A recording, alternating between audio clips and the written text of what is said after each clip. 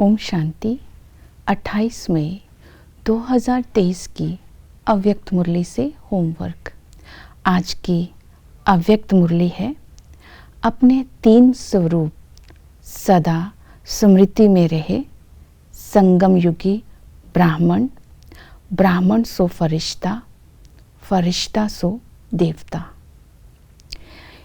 इस मुरली से हम लक्ष्य लेंगे पक्के ब्राह्मण की विशेषताओं को जीवन में धारण कर फरिश्ता सो देवता स्मृति स्वरूप बनने का पुरुषार्थ करना है। संगम युग का लक्ष्य है फरिश्ता और भविष्य का लक्ष्य है देवता। ये तभी बन सकते हैं अगर पक्के ब्राह्मण के लक्षण हमारे अंदर होंगे। पक्का ब्राह्मण बनना ही तभी गायन है ब्राह्मण सो देवता। ये गायन नहीं है क्षत्रिय सो देवता, शूद्र सो देवता। ये गायन है ब्राह्मण सो फरिश्ता, क्षत्रिय सो फरिश्ता नहीं। इसलिए जो ब्राह्मण है वो क्षत्रिय नहीं हो सकता, शूद्र नहीं हो सकता। तो आज सच्चे ब्राह्मण, पक्के ब्राह्मण की विशेषताएं आज की मुरली से लेंगे और उनको धारण करके तीनों स्वरूपों का स्मृति स्वरूप बनेंगे। तो इसके लिए ये स्वमान ही ले लेते हैं। इसके लिए ये विजन रखेंगे, तीनों स्वरूपों का स्मृति स्वरूप बनने के लिए मैं ब्राह्मण, सर्व शक्तियों का ताज मेरे सिर पर है और डबल लाइट मेरी स्थिति है। दिव्य गुणों का श्रृंगार, यही मेरे गुण, मेरी स्मृति है। तो ये तीनों चीज़ें हमारे अंदर आ जाती है इस संगम पर, क्योंकि सर्व शक्तियाँ बाबा से मिली है। दिव्य गुण, अलौकिक गुणों का श्रृंगार बाबा करता है। दातापन की स्मृति हमारे अंदर अभी आती है, जिसके आधार पर हम भविष्य में देवता बनते हैं। तो ये तीनों का स्वरूप बन करके आज स्मृति स्वरूप बनकर रहना है। तो ब्राह्मण की विशेषता, पहले उसका स्वरूप देखेंगे। जो ब्राह्मण है उसका स्वरूप है ताज, तिलक और तखतधारी। ताज है विश्व कल्याण की जिम्मेवारी का ताज, तिलक है आत्म स्मृति का तिलक और तखत है बाप दादा के दिल तख्त नशीन बनकर रहना। तो ये स्वरूप जब होगा तो सीरत और सूरत सदा ही रूहानी रहेगी। तो ये स्वरूप अपना ब्राह्मण पने का आज देखना है। विशेषताएं ब्राह्मण, पक्के ब्राह्मण की विशेषता है सदा ही सर्व शक्तियों से संपन्न। जब सदा ही सर्व शक्तियों से संपन्न होंगे तो स्थिति अचल होगी, अडोल होगी, एक रस होगी। कभी भी शक्तियों के भिखारी नहीं बनेंगे।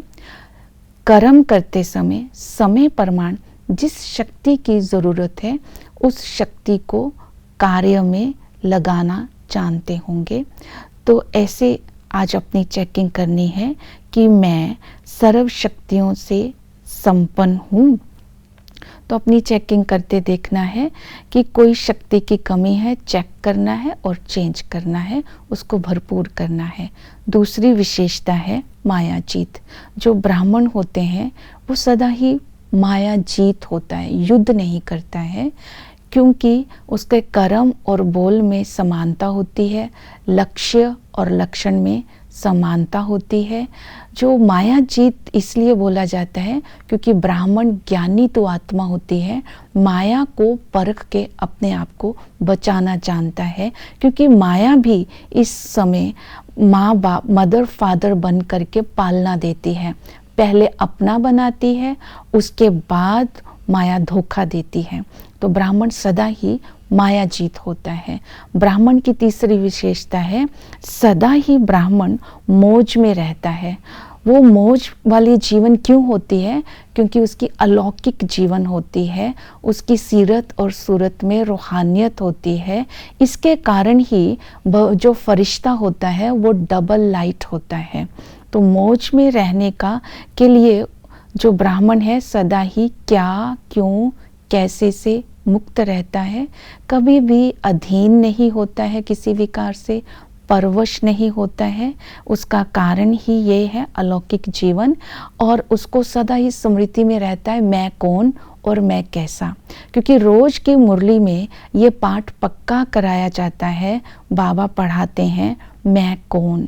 ये स्मृति में रहने के कारण उसके जीवन में मूंझ नहीं होती है, सदा ही मौज रहती है। नेक्स्ट ब्राह्मण की विशेषता है कि ब्राह्मण सदा ही दिल पसंद स्वभाव और संस्कार और संकल्प रखता है। दिल पसंद स्वभाव, संस्कार, संकल्प रखने का कारण है कि वो सदा ही हल्का रहता है। इसलिए फरिश्ता वो भी सदा ही हल्का रहता है। हल्का होने के कारण फरिश्ता सरब का प्यारा होता है और सदा ही न्यारा होता है। तो ये वाली विशेषता हम संगम पर ब्राह्मण बन करके ही धारण करते हैं। संबंध में आते पहले हम न्यारे रहते हैं, फिर हम प्यारे बनते हैं। तो संबंध में आते न्यारे और प्यारे बनने की विधि बताई है मरजीवा जन्म की स्मृति। जब हमारा जन्म ही नया हो गया तो संबंध भी नए हो गए हैं। इसलिए फरिश्ता का इस दुनिया के साथ कोई रिश्ता नहीं रहता है।